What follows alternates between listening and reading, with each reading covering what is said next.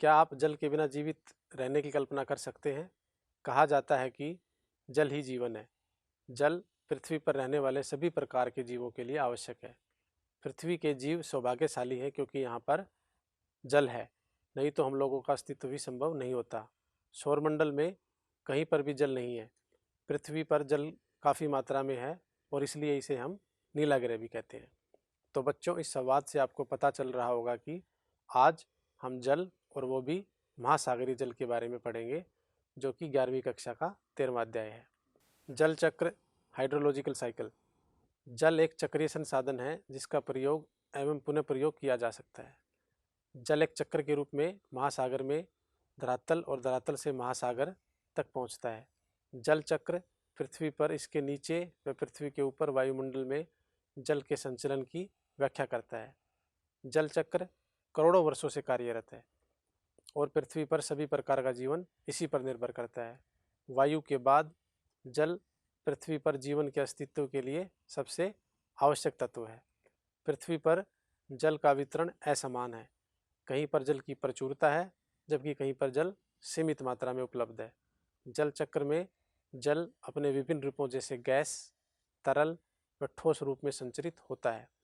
जल चक्र का संबंध महासागरों, वायुमंडल, भूपृष्ठ, अधस्थल और जीवों के बीच जल के सतत आदान प्रदान से भी है।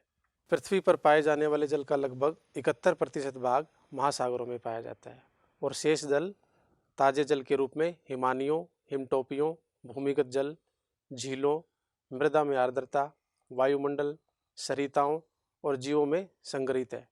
धरातल पर गिरने वाले जल का लगभग 59% भाग महासागरों व अन्य स्थानों से वाष्पीकरण के द्वारा वायुमंडल में चला जाता है। शेष में से कुछ भाग धरातल पर बहता है, कुछ भूमि में रिस जाता है और कुछ भाग हिमनदी का रूप ले लेता है। उल्लेखनीय है कि पृथ्वी पर नवीकरण योग्य जल निश्चित मात्रा में है, जबकि मांग तेजी से बढ़ती जा रही है। इसके कारण विश्व के विभिन्न भागों में स्थानिक और कालिक दोनों रूपों में जल का संकट पैदा हो जाता है। नदी जल के प्रदूषण ने इस संकट को और अधिक बढ़ा दिया है।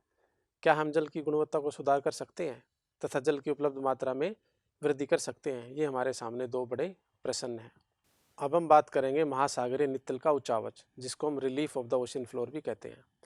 महासागर पृथ्वी की बाहरी परत में बड़े गर्तों में स्थित हैं। इस भाग में हम पृथ्वी के महासागरीय बेसिनों की प्रकृति व उनकी भूआकृति का अध्ययन करेंगे। महाद्वीपों के विपरीत महासागर एक दूसरे में इतने स्वाभाविक ढंग से विलय हो जाते हैं कि उनका सीमांकन करना कठिन हो जाता है। भूगोलविदों ने पृथ्वी के महासागरीय भाग को 5 महासागरों में विभाजित किया है, जैसे प्रशांत महासागर, अटलांटिक, हिंद, दक्षिण महासागर और आर्कटिक महासागर। अनेक सागर, छोटी खाड़ियाँ, गल्फ तथा अनेक निवेशिकाएं इन 5 बड़े महासागरों के ही भाग हैं। महासागरीय तल का प्रमुख भाग समुद्र तल के नीचे 3 से 6 किलोमीटर के बीच पाया जाता है। महासागरीय तल में विश्व की सबसे बड़ी पर्वत श्रृंखलाएं, गहरे ग्रत व बड़े मैदान होने के कारण ये उबड़ खाबड़ होते हैं। महाद्वीपों पर पाए जाने वाली आकृतियों की तरह ये आकृतियां भी विवर्तनिक, टेक्टोनिक्स, ज्वालामुखी एवं निक्षेपण की क्रियाओं से बनती हैं।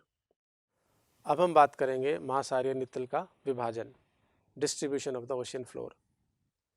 महासागरीय नितल के चारों प्रमुख भागों में बांटा जा सकता है: महाद्वीपीय सेल्फ, महाद्वीपीय ढाल, गहरे समुद्री मैदान तथा महासागरीय गंभीर। इसके अतिरिक्त कटक, पहाड़ियाँ, समुद्री टीला, निमग्न द्वीप, खाइयाँ व छोटे गड्ढे आदि भी इसमें पाए जाते हैं। तो अब हम बात करें कॉन्टिनेंटल सेल्फ, महाद्वीपीय सेल्फ। यह महाद्वीप का विस्तृत सीमांत होता है जो अपेक्षाकृत उथले समुद्रों तथा खाड़ियों से घिरा रहता है। यह महासागर का सबसे उथला भाग होता है जिसकी औसत प्रवणता या ढाल 1 डिग्री या उससे भी कम होती है। यह सेल्फ अत्यंत तीव्र ढाल पर समाप्त होता है जिसे हम सेल्फ अवकाश भी कहते हैं। महाद्वीपीय सेल्फों की चौड़ाई एक महासागर से दूसरे महासागर में भिन्न होती है। महाद्वीपीय सेल्फों की औसत चौड़ाई 80 किलोमीटर होती है। कुछ सीमांतों के साथ सेल्फ नहीं होते या अत्यंत संकीर्ण होते हैं, जैसे कि चिली के तट तथा सुमात्रा के पश्चिमी तट के साथ। इसके विपरीत आर्कटिक महासागर में साइबेरियन सेल्फ विश्व में सबसे बड़ा है, जिसकी चौड़ाई 1500 किलोमीटर है शेल्फ की गहराई भी भिन्न भिन्न होती है। कुछ क्षेत्रों में यह 30 मीटर और कुछ में यह 600 मीटर तक होती है। महाद्वीपीय शेल्फों पर अवसाद की मोटाई भी अलग अलग होती है। ये अवसाद भूमि से नदियाँ, हिमनदियों तथा पवन द्वारा लाए जाते हैं और तरंगों द्वारा धाराओं द्वारा वितरित किए जाते हैं। महाद्वीपीय शेल्फों पर लंबे समय तक प्राप्त स्थूल अवसाद ही जीवाश्म ईंधन बन जाते हैं। अब हम एक एक करके महासागर के नितल के सभी भागों के बारे में पढ़ेंगे। महाद्वीपीय ढाल, यह बेसिनों और महाद्वीप शेल्फ को जोड़ती है। इसकी शुरुआत वहाँ होती है जहाँ महाद्वीपीय शेल्फ की तली तीव्र ढाल में परिवर्तित हो जाती है।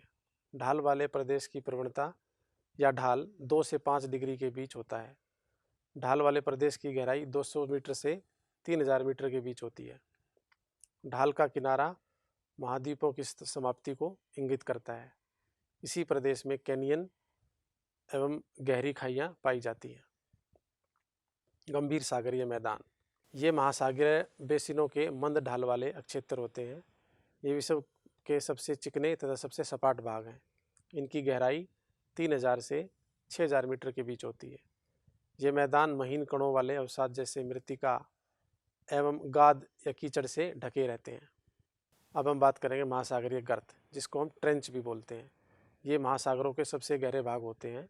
ये गर्त अपेक्षाकृत खड़े किनारों वाले संकीर्ण बेसिन होते हैं।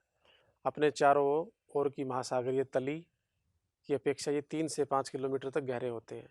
ये महाद्वीपीय ढाल के आधार तथा द्वीपीय चापों के पास स्थित होते हैं एवं सक्रिय ज्वालामुखी तथा प्रबल भूकंप वाले क्षेत्रों में संबंधित होते हैं। यही कारण है कि ये प्लेटों के संचलन के अध्ययन के लिए काफ़ी महत्वपूर्ण माने जाते हैं।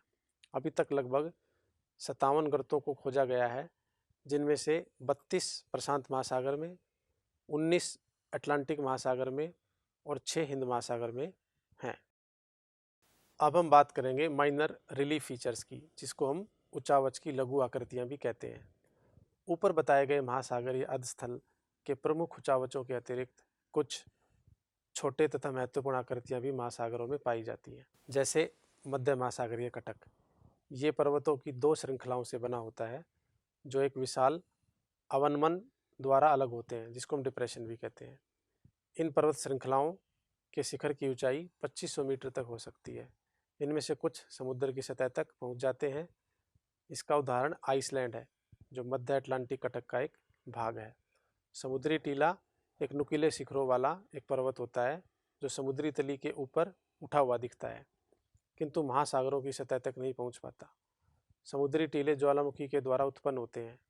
ये 3000 से 4500 मीटर के ऊंचे हो सकते हैं।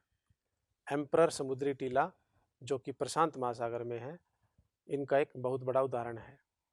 जलमग्न कैनियन, ये गहरी घाटियाँ होती हैं, जिनमें कुछ की तुलना कोलोराडो नदी के ग्रैंड कैनियन से की जाती है। कई बार ये बड़ी नदियों के मुहाने से आगे की ओर विस्तृत होते हैं। वे ढालों के आर पार काटते हुए नजर आते हैं। हडसन कैनियन विश्व का सबसे अधिक जाना माना कैनियन है, जो कि नॉर्थ अमेरिका में है। निमग्न द्वीप, ये चपटे शिखर वाले समुद्री टीले हैं। इनके बनने की अवस्थाएं क्रमिक अवतलन के साक्ष्यों द्वारा प्रदर्शित होती हैं। अकेले प्रशांत महासागर में अनुमानतः 10,000 से ज़्यादा अधिक समुद्री टीले एवं निमग्न द्वीप उपस्थित हैं। प्रवाल द्वीप, ये उष्णकटिबंधीय, जिनको हम ट्रॉपिकल भी कहते हैं, महासागरों में पाए जाने वाले प्रवाल भित्तियों से युक्त छोटे द्वीप होते हैं। ये समुद्री लैगून का एक भाग होते हैं, या कभी कभार ये साफ, खारे या बहुत अधिक जल के चारों तरफ से घिरे रहते हैं।